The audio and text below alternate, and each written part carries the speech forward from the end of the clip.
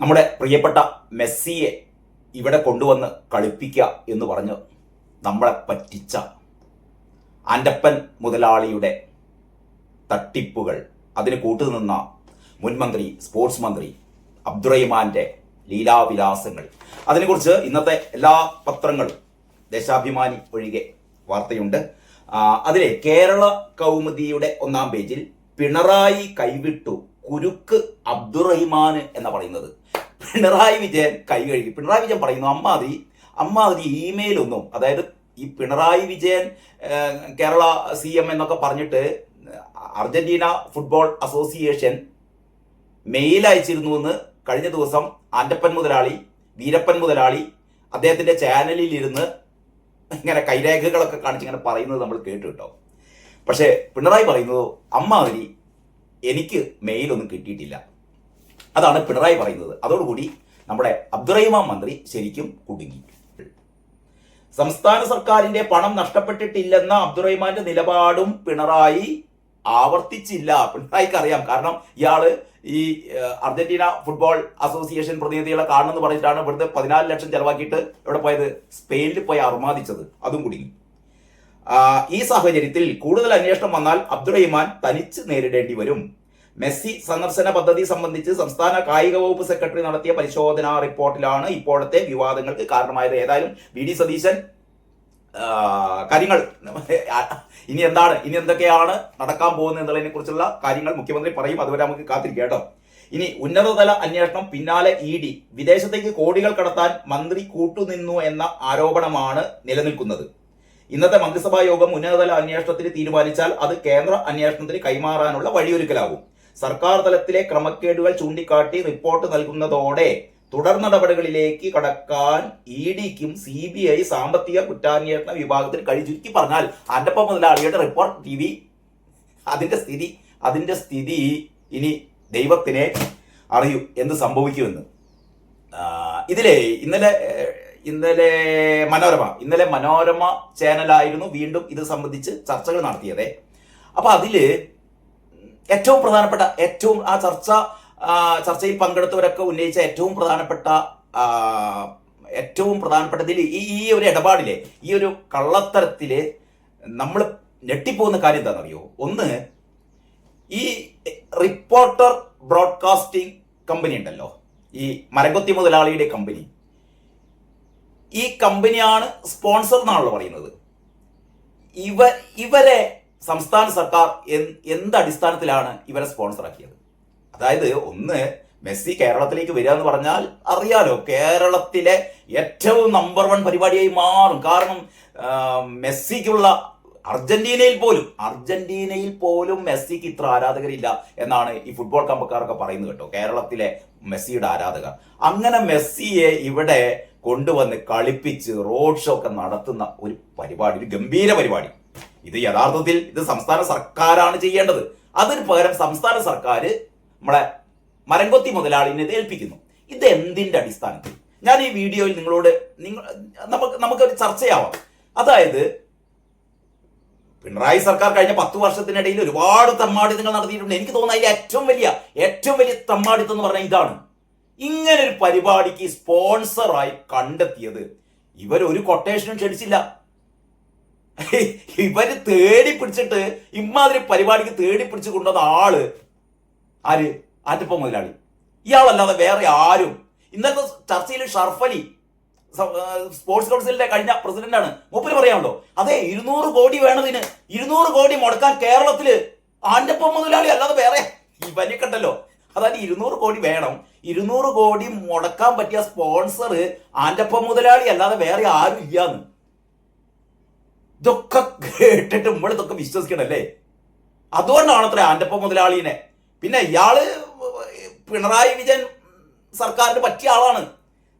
Bank വായ്പയിലൂടെ കോടികൾ തട്ടിയ ആള്, മാംഗോ ഫോൺ എന്ന് പറഞ്ഞിട്ട് കോടികൾ തട്ടിയ ആള്, അത് കഴിഞ്ഞിട്ട് മുട്ടിൽ മരമുറി കേസ് കോടികൾ അതിൽ തട്ടിയ ആള്.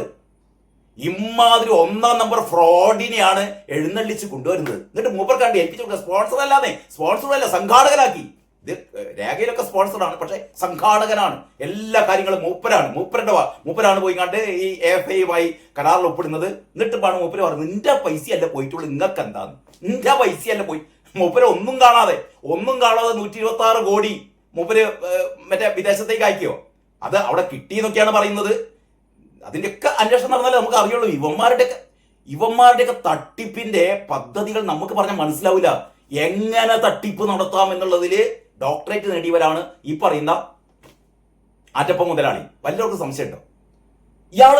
ഇയാൾ ഇരിക്കുന്ന ഇരിപ്പുണ്ടല്ലേ, 126 കോടി, ഒന്നും രണ്ടുമല്ല, 126 കോടി അവിടെ കടലിൽ കായം കലക്കിയ പോലെ പോയി.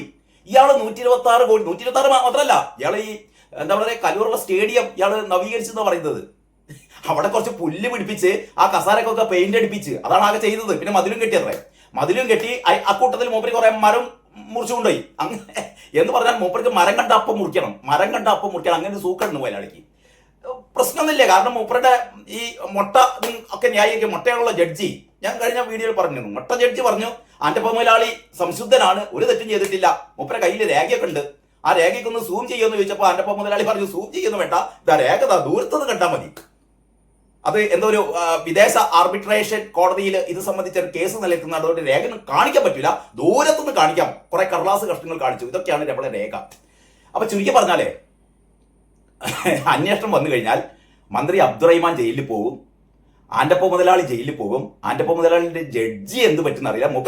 മൂപ്പര് കാപ്പിക്കടയിൽ പണിക്ക് പോകുമെന്ന് അറിയില്ല. ബൈ മീ എ കോഫി, കാപ്പിക്കട എന്ന് പറയുന്ന മുട്ട.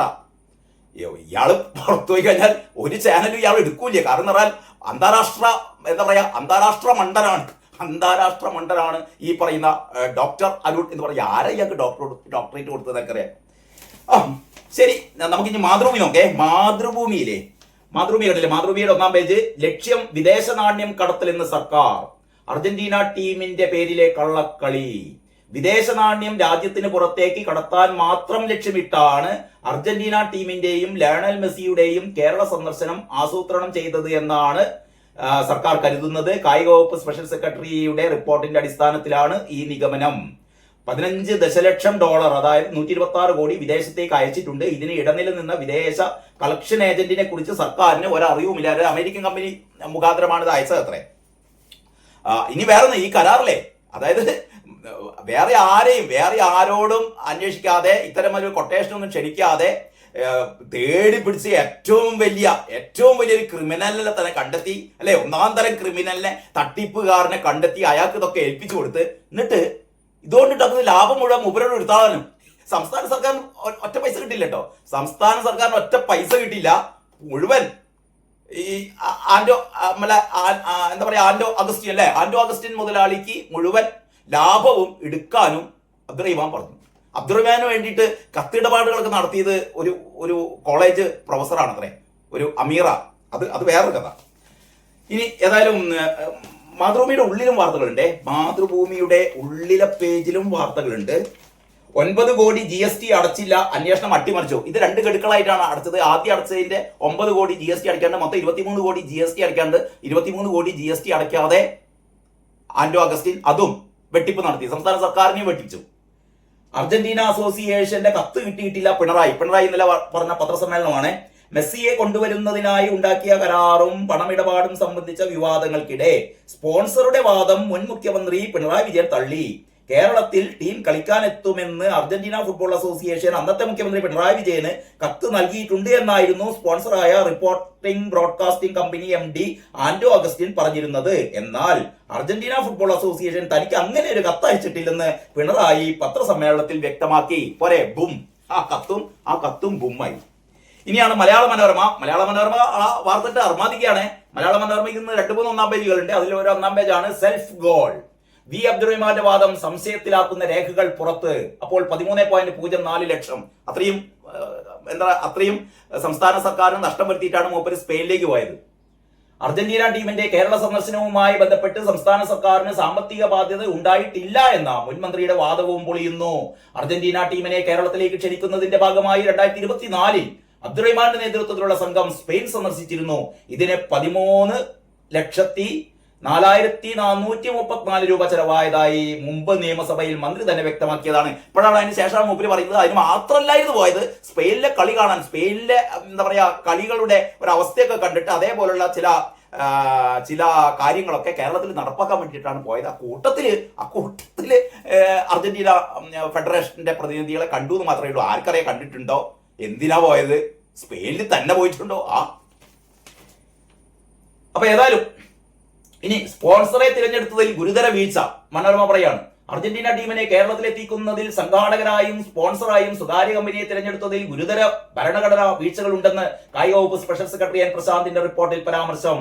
വാക്കാലുള്ള നിർദ്ദേശത്തിന്റെ മാത്രം അടിസ്ഥാനത്തിലാണ് ഇവരെ തിരഞ്ഞെടുത്തത്. താൽപര്യപത്രം ക്ഷണിക്കൽ, പരസ്യ ടെൻഡർ നടപടികൾ, സ്പോൺസർഷിപ്പ് നിരക്കുകളുടെ മൂല്യനിർണ്ണയം, കമ്പനിയുടെ സാമ്പത്തിക ശേഷി പരിശോധിക്കൽ, ഫണ്ടിന്റെ സ്രോതസ് ഉറപ്പാക്കൽ, ഇതൊന്നും നടത്തിയിട്ടില്ലെന്നും റിപ്പോർട്ടിൽ പറയുന്നു. എന്ന് പറഞ്ഞാൽ കഴിഞ്ഞ സർക്കാരിന്റെ കാലത്ത് റിപ്പോർട്ടർ ടിവിയുടെ ഈ പറയുന്ന കാട്ടുകള്ളൻ മുതലാളിക്ക് എല്ലാ തരത്തിലുള്ള അഴിമതികളും നടത്താനുള്ള ലൈസൻസ് നൽകുകയായിരുന്നു പിണറായി വിജയൻ. അതുകൊണ്ടാണ് ഇയാള് മൂന്നാം തവണയും പിണറായി വരും, മൂന്നാം തവണയും പിണറായി, നല്ല മൂപ്പര പരിപാടി നടക്കുള്ളൂ. അപ്പൊ ഏതായാലും പല കത്തിടപാടുകളും സർക്കാർ ഫയലിൽ ഇല്ല. ഉള്ളതിന്റെ കോപ്പി ആന്റോ അഗസ്റ്റിന്റെ കയ്യിലുണ്ട്. ആന്റോ അഗസ്റ്റിന്റെ കയ്യിലുള്ള രേഖകളൊന്നും സർക്കാരിന്റെ കയ്യിലും ഇല്ല. എന്ന് പറഞ്ഞാൽ പിണറായി സർക്കാരിനെ നോക്കുകുത്തിയാക്കിയിട്ട് ആന്റോ അഗസ്റ്റിൻ നടത്തിയ സർക്കാരിന്റെ ഒരു ഗുഡ്വിൽ എടുത്തിട്ട് സർക്കാരാണ് എന്താ പറയാ ഇതിന്റെ ഒരു മുന്നിൽ എന്ന് വരുത്തി തീർത്തിട്ട് മൂപ്പര് 126 കോടി. ഇത് എവിടുന്ന് വന്ന 126 കോടി? അതൊക്കെ അന്വേഷണം വരും. 126 കോടി എവിടുന്ന് കിട്ടി? അന്റോ പറയണം. ഇയാൾക്ക് ഒരു റിപ്പോർട്ടർ ചാനൽ കഴിഞ്ഞ 4 കൊല്ലമായി അതിന്റെ മുതലാളിയാണ് പറയുന്നത്. റിപ്പോർട്ടർ ചാനൽ 4 കൊല്ലം നടത്തിയാൽ അതിന്റെ അകത്ത് എത്ര ലാഭം കിട്ടുന്ന അറിയാം എല്ലാവർക്കും. ഇയാൾ എവിടുന്നാണ് ഇയാൾക്ക് ഈ 126 കോടി കിട്ടിയത്? 126 അല്ല, ഈ സ്റ്റേഡിയം 70 കോടിക്ക് നവീകരിച്ചു എന്നാണ് പറയുന്നത്. ഈ പൈസക്ക് ഇയാൾക്ക് എവിടുന്നാ കിട്ടിയത്? എന്താണ് ഇതിന്റെ സോഴ്സ്? ഇയാൾ ഇതിട്ട് വീശിയത് എന്തിനായിരുന്നു? എല്ലാം ഉത്തരം പറയണം. മൊട്ട ജഡ്ജിയായിരുന്നിട്ട് പെയിന്റ് അടിച്ചോട്ട് കാര്യമില്ല. അങ്ങനെയാണെങ്കിൽ ഇന്ത്യയിൽ നിർമ്മിക്കുന്ന പെയിന്റ് മുഴുവൻ വേണ്ടി വരും ഇയാളെ കുളിപ്പിക്കാൻ.